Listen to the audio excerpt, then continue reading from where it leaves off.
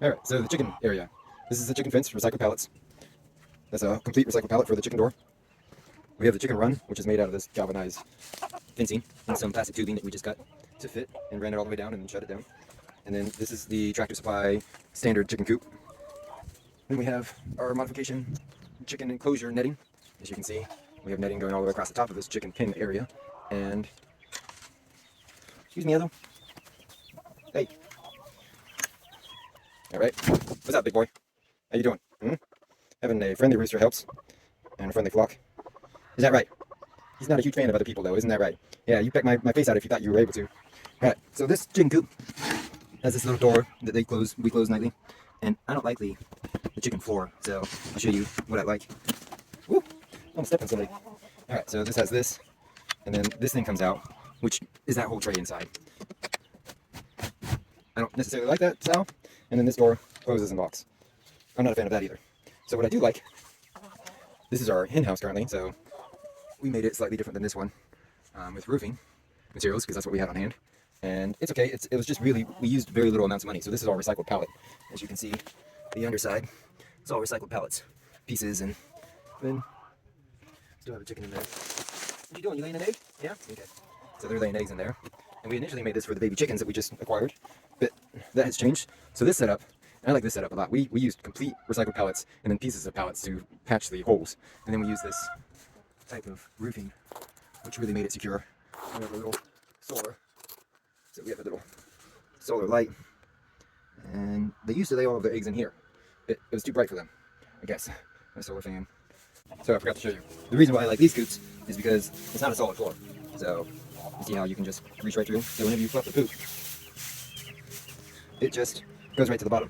So you have a little bit of poop, you do a little fluffing action, and so then all you have to do is rake out the bottom every now and again. Same thing I did in this one over here too. So it's a see-through bottom. Just type of mesh.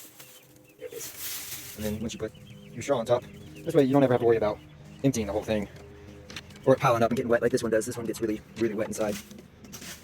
So it doesn't allow enough airflow for the and the metal rusts. And so now the babies go in there at night. We like this watering system. It works really well. And I hand feed them. Hand feeding isn't always a easy access or easy recommendation because, well, sprinkling through. So then they come in and out through there. And this is our garden. We're hoping that as we transition to the new garden, which is their old chicken yard, we will let them cut a hole into this fence and let them have this as a chicken yard, this garden, whenever this one's past its season.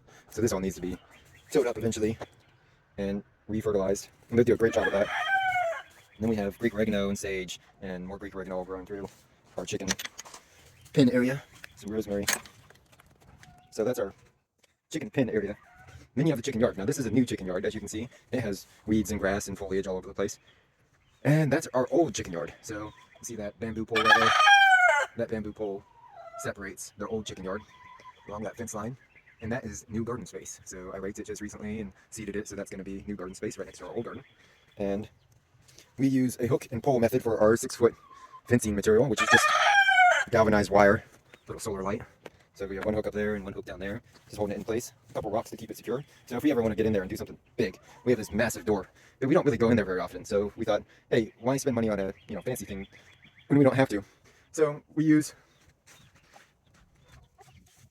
you can tell they're all following me. So we use trees as our fence posts. They're more durable and cheaper than these T-posts. We get a couple of these every now and again whenever we need them, but for the most part we use the trees.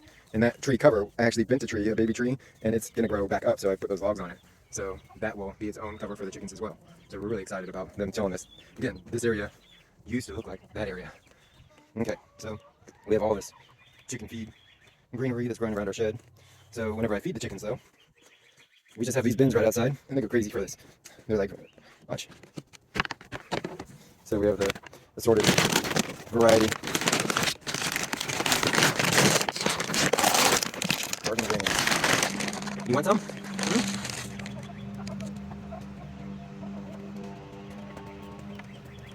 It's like a feeding station.